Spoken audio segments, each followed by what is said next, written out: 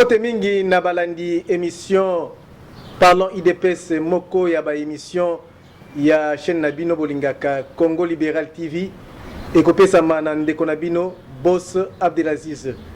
Boti kana signalé bino était Parlons IDPS ezali moko ya ba émission ya chaîne Nabino et salami na bandeko nabiso ya Fédération IDPS Mwanda. Nayango Nayambi invité moko Oyazali secrétaire fédéral chargé des communications et médias Fédération de Mwanda Nakomo ya Franck Mukena avec ye tokomekanan kosala masolo nabiso ndenge esengeli na pesio mbote ndeko Franck Mukena. Oui mbote monsieur Boss mbote na balandi na biso nyonso ya Parlons IDPS oyezo le kana chaîne bino Congo Libéral TV. Oui ndeko Franck na émission na biso ya lelo yo Parlons IDPS et na linga kito mekanan kobeta historique ya parti o ezali parti ya monene ya pouvoir ezana pouvoir mekanan ko expliquer biso création ya parti yango IDPS et salamaki ndenge nini.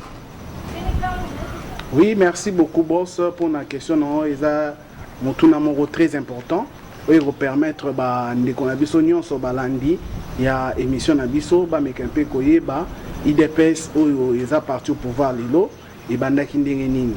Oui, c'est vrai, par rapport à historique, na rolling un peu dans les cas, moi l'écolo, parce que celui d'obito l'obila historique, il faut faire des missions, or, il faut aller vraiment peut-être bien té, parce que les téléspectateurs vont risquer de pas. Sur ce, l'autre qui koyeba, ils ont que parti na biso IDPS, ils ont et mon qui mukolo soit à vie les jours, net par le ban français, à partir le 1er novembre 1980 grâce à lettre oyo 13 parlementaires comme il a qui fait président Mobutu oyo toyebi kazaki dictateur parce qu'à l'époque alinga ki kaka parti moko ezala oza MPR alors que par rapport à manifeste et scellé déjà pour ça na wana oyo alinga ka parti moko ezala MPR et bandaki ko violer par rapport à l'accord au bayukana na manifeste en scellé parce que dans manifeste en scellé les boss na ba téléspectateurs na biso foboyer ba que ezala qui déterminé qu'il fallait qui tous dans deux partis na RDC c'est-à-dire MPR dans un premier temps parce que le président Mobutu était au pouvoir et l'autre parti où il a rejoint des Tyrolia opposition pour nako mais un peu contrôler gestion il y a monsieur Mobutu. Oui, na ko signaler ba téléspectateurs nous ça qu'on a biso était manifeste de lancer les salamaka na 67 Etienne Tshisekedi wa Mulumba azalaki pe moko ya batu oyo ba participer ki na manifeste de lancer na pesio maloba ndeko Franck continuer histoire. Merci beaucoup ndenge lobi wana na azalaki loba par rapport à manifeste en scellé et na kati wana ezaki déterminé tous na deux parties les na mega vous expliquer c'est-à-dire parti moko oyo ils en pouvoir na parti mususu ya opposition oyo ils ont contrôlé parti oyo ils au pouvoir. Malheureusement, pendant tout ce temps, le président Mobutu était le seul maître. Donc, il avait voulu à ce que Kaka, MPR est prôné. D'ailleurs, Boyebi à l'époque, même moi, Oya Bandaki Kobotama, Azalaki automatiquement membre MPR. Donc, MPR est parti. Donc, aux Tigala vont assister à la réunion MPRT aussi longtemps qu'aux Azaïrois, aux MPR. Et pourtant, ils ont contre l'objectif principal, Oba Salaki.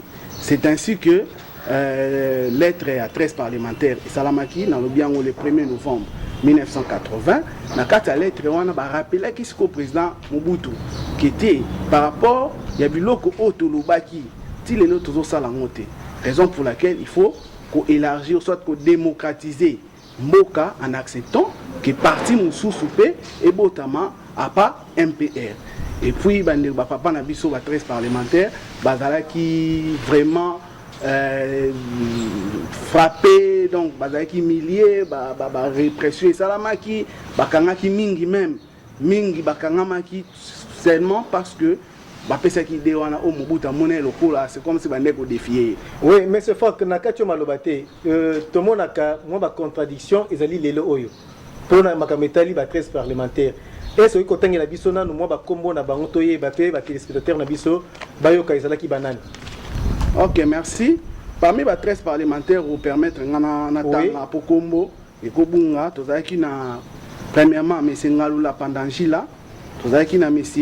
Tshisekedi wa Mulumba, tozalaki na monsieur Makanda Pinga Chambouyi, tozalaki na monsieur Kapita Shabani, tozalaki na monsieur Kyungu wa Kumwanza, tozalaki na monsieur Lumbu Maloba, tozalaki na monsieur Kanana Chongo, tozalaki na monsieur Lusanga Ngele, tozalaki na monsieur Kasala Kalamba, tozalaki na monsieur Biringanine Mugaruka, tozalaki na monsieur Dia Oken Ambel, tozalaki na monsieur Ngoyi Mukendi, et puis à la fin tozalaki na monsieur Mbombo Lona.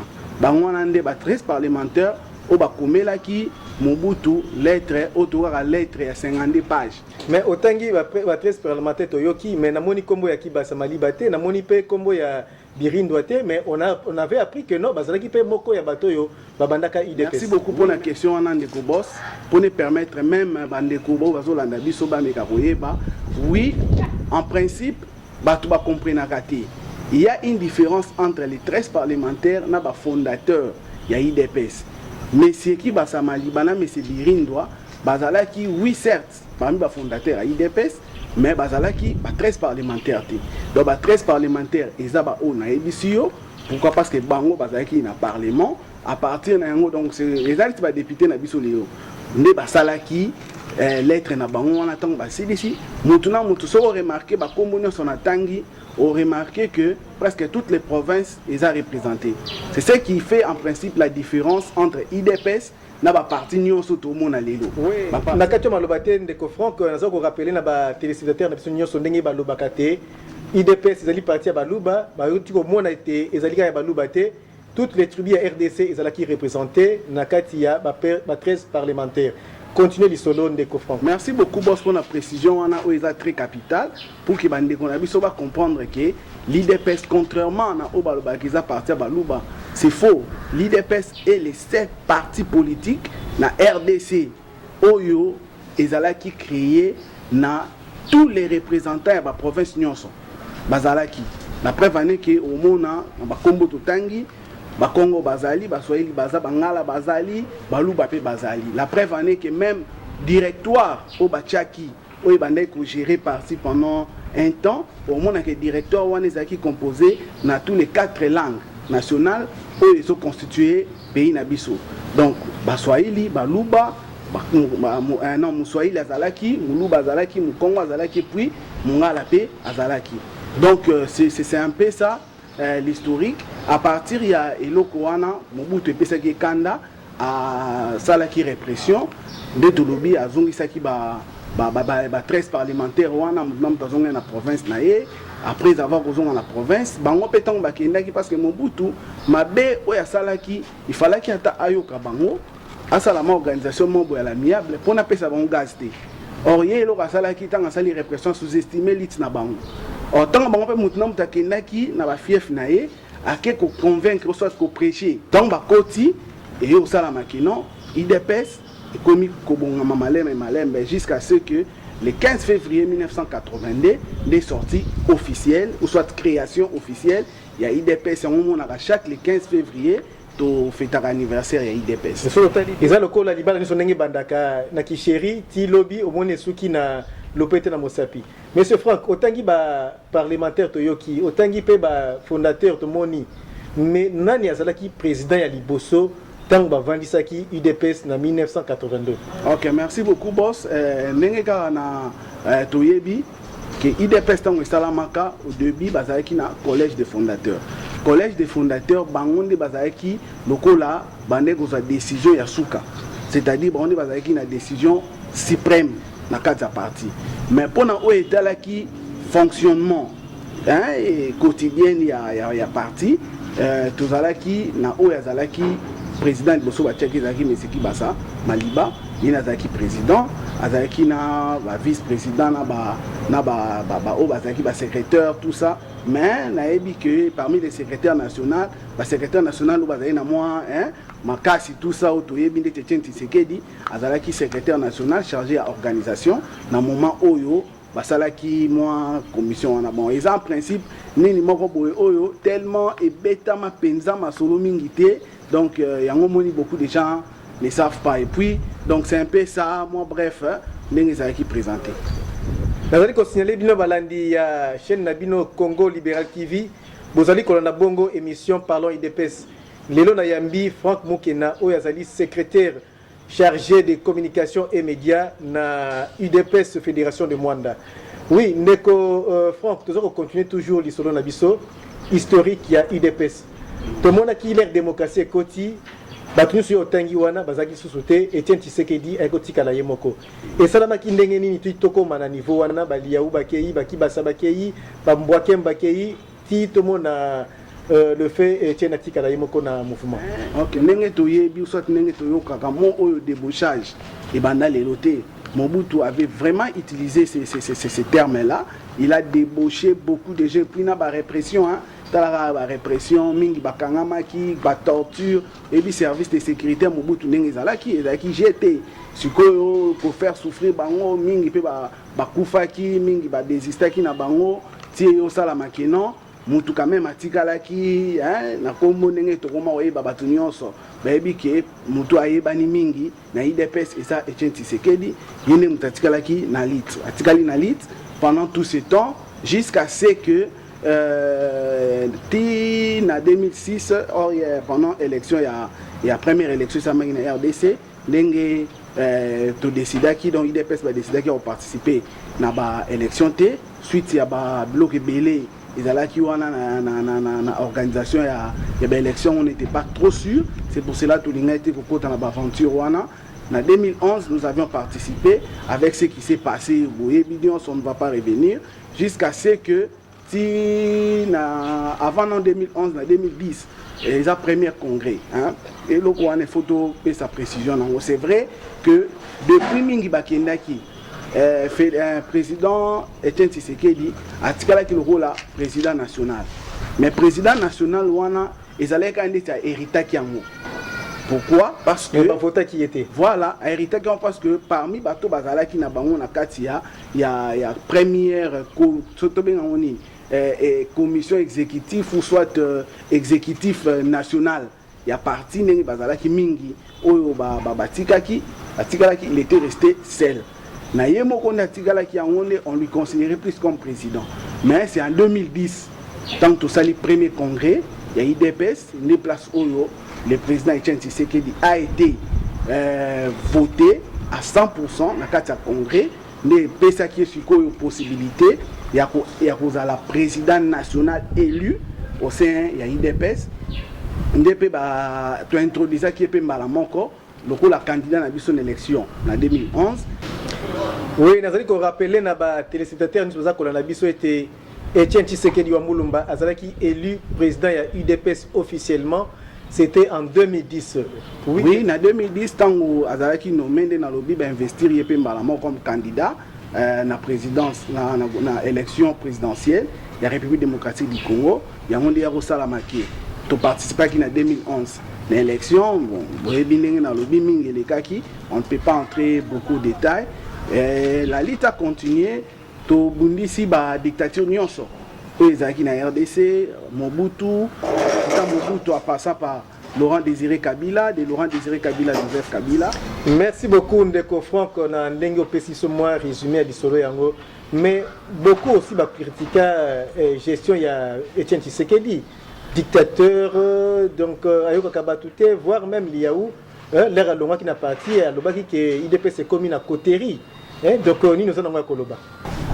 Bon, c'est parce que baby Etienne Tshisekedi Etienne Tshisekedi démocratie et dans la Katinae. Quand ils disent que comme Maramba Cotéry, bon, je ne peux pas entrer dans ces polémiques là. Pourquoi? Parce que Naebi Etienne Tshisekedi Azakini, c'est vrai que par rapport à âge, mais depuis déjà Etienne Tshisekedi, combien de fois Mobutu a proposé qui est premier ministre? Et ça là écoute que va proposer Azolinga se préparer à Kende, mais ça va coûter à 10 personnes, 10 combattants kaka. Babi tous en la poste Kende avant d'en Kende.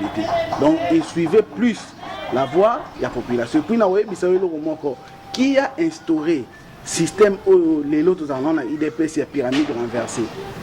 Et puis système pyramide d'abord renversée. Le peuple d'abord, c'est-à-dire quoi?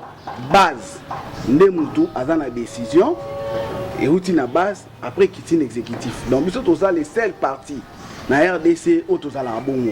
yango moni même si les loba promis tout na yango IDPS a un pouvoir tous en opposition.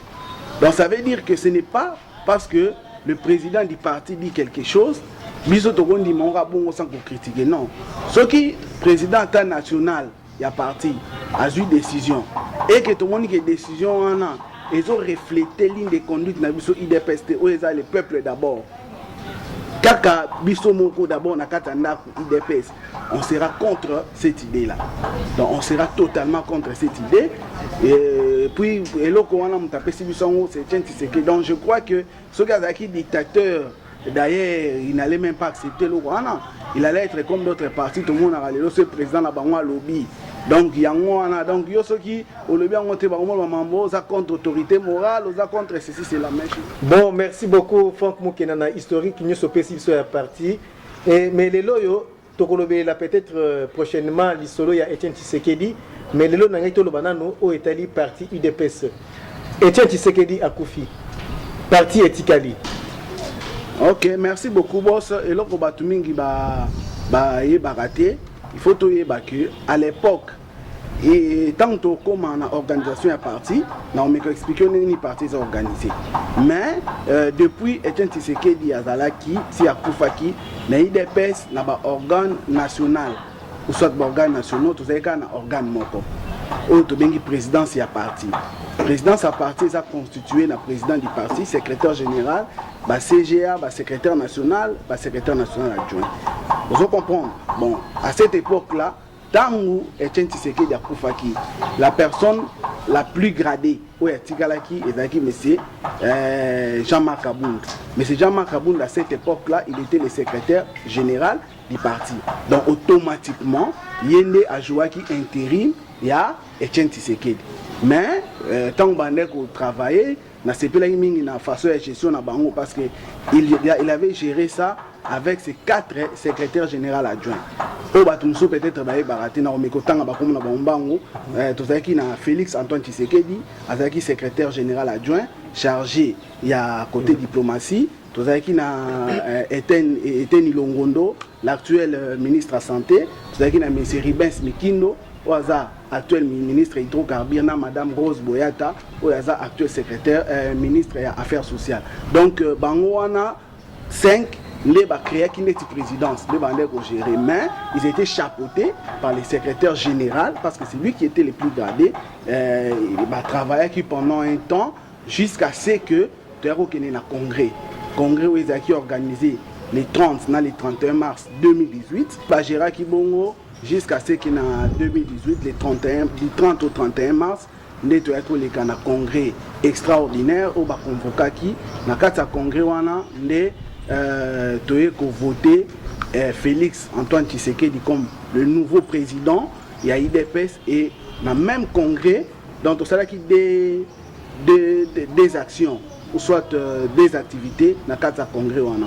Premièrement tu élire d'abord Félix Antoine Tshisekedi comme président national de l'IDPS et puis deuxièmement tu es investir comme candidat à l'IDPS dans l'élection présidentielle il y a 2018. Oui, Bandeko Balandi, Congo Libéral TV, vous allez qu'on a bongo émission Parlons IDPS. Nazali Bongo na invité Franck Mukena, Oyazali secrétaire fédéral il y a IDPS Fédération de Mwanda, chargé de communication et médias. Ndeko Franck, Félix Tshisekedi a commis président de la République. Allongé parmi ba adjoint il y a Kabound. Maintenant, mouvement éthique avec Jean-Marc Kabound, excusez. Donc, président Félix, avant comme président de la République, du 30 au 31 mars 2018, dans le congrès extraordinaire, de voter qui est le président il y a parti, c'est-à-dire comment qui président IDPS. Donc, tant qu'on mettre en place exécutif naé, avec qui maintenir Kaka. Ndeko Jean-Marc Abound comme secrétaire général, Tokomaki n'a pas secrétaire général adjoint 8. Bon, nous avons vraiment combattu par rapport à l'émission. Après, en haut, nous avons une élection. Dans l'élection, nous avons président de la République. L'élection en 2018, le 30 décembre 2018, il a été élu président de la République. Après avoir élu président de la République, il a frappé incompatibilité ou la constitution il dit que ce qu'on a président de la République ou qui est président de la République au même moment aux la paix président d'un parti politique X. Il y a un président de la République frappé de cette incompatibilité à Zalaki obligé il y a un mandat spécial là il y a un mandat spécial à mon amboka Jean-Marc Kaboun au Tilelo Aza président intérimaire il y a IDPS. Merci beaucoup Franck Mukena na ndengo pesibiso ba détail na makambo etali historique ya IDPS.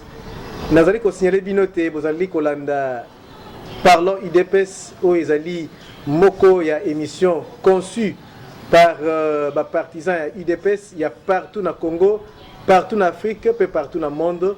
Mais lelo oyo tozali na Mwanda fédération ya Mwanda ebengisaki biso lobi tokozala na Kinshasa na Mbujimai na Katanga bipai nyonso bokobenga biso tokokende pona kosalela bino toujours émission parlons IDPS.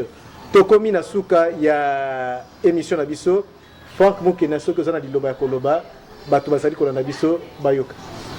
Ok, merci beaucoup boss pour na lelo na yebi keza émission na biso ya liboso meza ya sukate na kosenga na ba landi na biso nyonso ya émission parlons IDPS rendez-vous est à prise lelo tozalaki pona ko meka pour expliquer bango moi historique moi bref historique ya IDPS lobi to kolobela organisation to kolobela makambo ebele donc partout bazali tosenga bango ba continuer ko pesa confiance na parti oyo munene IDPS ba oyo non nous peut ba s'adhérer dans la partie té ba ya ko s'adhérer et ça partie na bango donc le mot de la fin pour aujourd'hui yangwana et puis to remercier mingi bino bande kona biso ya Congo Libéral TV kala kaka bouti plan musika boeti awa na Mwanda pona ko biso vraiment to remercier bino to yango to senga na ba oyo bazolanda biso ba internaute ba oyo balinga YouTube ba s'abonner massivement ba mekape ko panza sango pour la chaîne oyo